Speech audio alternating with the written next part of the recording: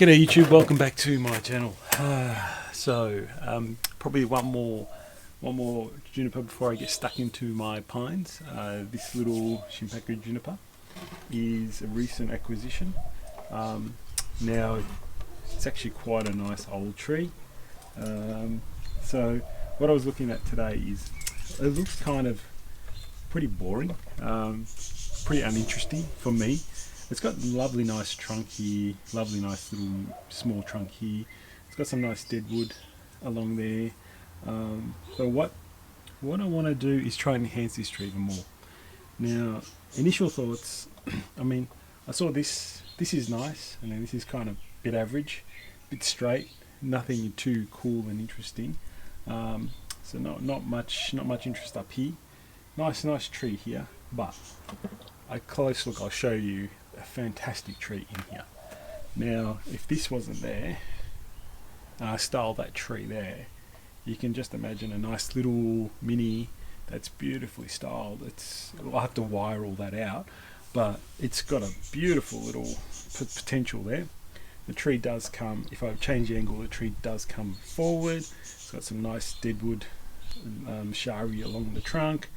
Easily wiring some branches into different positions, can do that. Can create a nice little mini semi-cascade, or more semi-cascade kind of style. But what do you do with this? So usually my solution for Shimpaku is air layer. So it's just now a matter of where I want to put the air layer on this. So it's a bit tricky because having this little guy here, it would be nice to have some sort of deadwood here, just a small, maybe a small piece. Can't have a really long, you could have a long piece. That's the other question I was thinking about. Could have a nice long piece of deadwood there, but I just find I don't know, will detract from the quality of this little tree. Having a nice small one is possibly nicer, I think. If this was more twisted up here and really tangled, and I think and maybe a bit closer, I could probably use it or just gin it. But because it's so far, such a big kind of tree, I don't really think that's going to work well. The only thing I need to really consider is making sure I'll try and come in.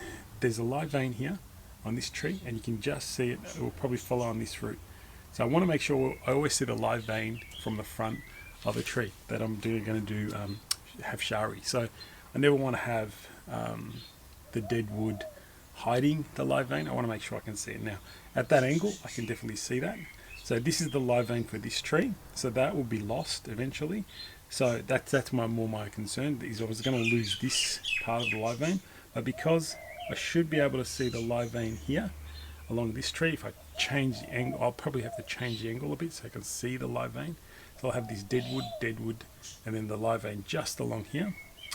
It should still be able to see the live vein, which is the most important thing. So, plan is, where do I air layer? Now, I've been thinking about it. Now, there's a possibility to air layer right up here and create almost like a two trunk tree, twin trunk as well. So potentially, that's what I was thinking. There's a nice big wide spot here that I think is probably the best spot to put it. Because separately, this is ugly, but together, they might actually make an interesting tree. Maybe an interesting twin trunk, maybe an interesting one trunk and the other one's dead, possibly something like that. So if I put an air layer there, I'm going to have a small gin eventually here. Small bit of deadwood, which should work okay. So that's the thinking. Today. I didn't want to lose this nice bit of the tree. Well, probably this part's the nice bit, and then this part I can make some gin and shari work. Because remember, when I ring bark that, the roots will grow up here. So I just have to make sure I get right in there and cut that off, and I'll leave the hardwood here. So it actually will blend with the tree, hopefully. So yeah, so that's the plan today. I'm going to air layer that off. I won't show you the technique of air layering. I've done many videos on air layering, but I'll cut around there, ring bark it down to about there, about that much.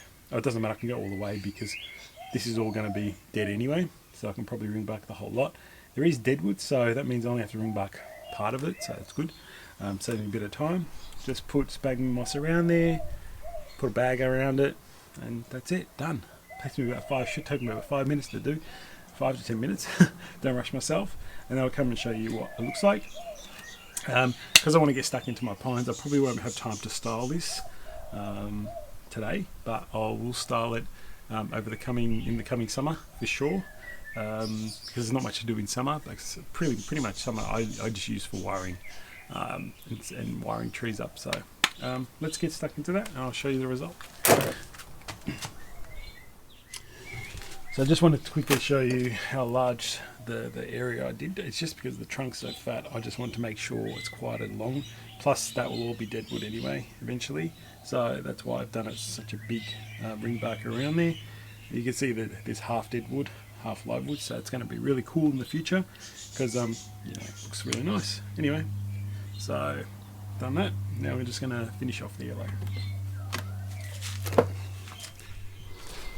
Alright, so LA is completed, black plastic around it, tied in, nice big ball of sphagnum moss around there in the white plastic, or the clear plastic, and I covered it up with the black.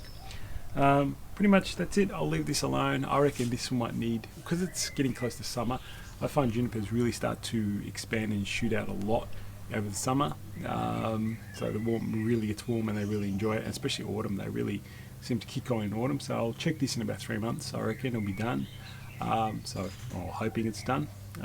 When I get some time in summer, the next couple of months, I want to try and work on that piece of that future tree there, a nice little mini, really fantastic little mini. I think in possibility.